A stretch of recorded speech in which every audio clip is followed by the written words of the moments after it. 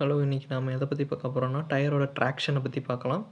டயரோட traction அப்டின்னா என்னன்னு பார்த்தீங்கன்னா, டயருக்கும் நம்ம ஓட்டுற சர்ஃபேஸுக்கும் உண்டான கிரிப்ப மென்ஷன் பண்றது தான் இந்த ட்ராக்ஷன்னு சொல்லுவாங்க. ஸோ, இந்த ட்ராக்ஷன் நல்லா இருந்தா தான் ஸ்லிப்பேஜ் டயர் ஸ்லிப்பேஜ்ங்கிறது கம்மியா இருக்கும்.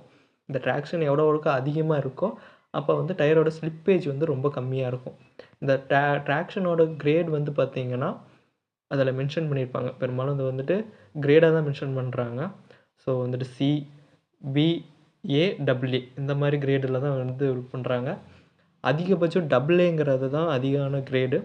இந்த கிரேடு இருக்கிறது வந்து நம்மளோட டயர் ட்ராக்ஷன் ரொம்ப நல்லா இருக்குன்னு அர்த்தம். உங்க டயர்ல போய் பார்த்தீங்கன்னா, அங்க ட்ராக்ஷன் போட்டு கிரேட் போட்டிருப்பாங்க. அதாவது AAவோ, ஏவோ அல்லது பியோ இந்த மாரி போட்டிருப்பாங்க. ஸோ, இந்த மாரி ட்ராக்ஷன் நல்லா இருக்கிற டயர் நீங்க யூஸ் பண்ணீங்கன்னா, உங்களுக்கு ஸ்லிப்பேஜ் வந்து கம்மியா இருக்கும். ஸோ, பிரேக் எஃபிஷியன்சி நல்லாருக்கும். நெறைய விஷயங்கள் இருக்கு.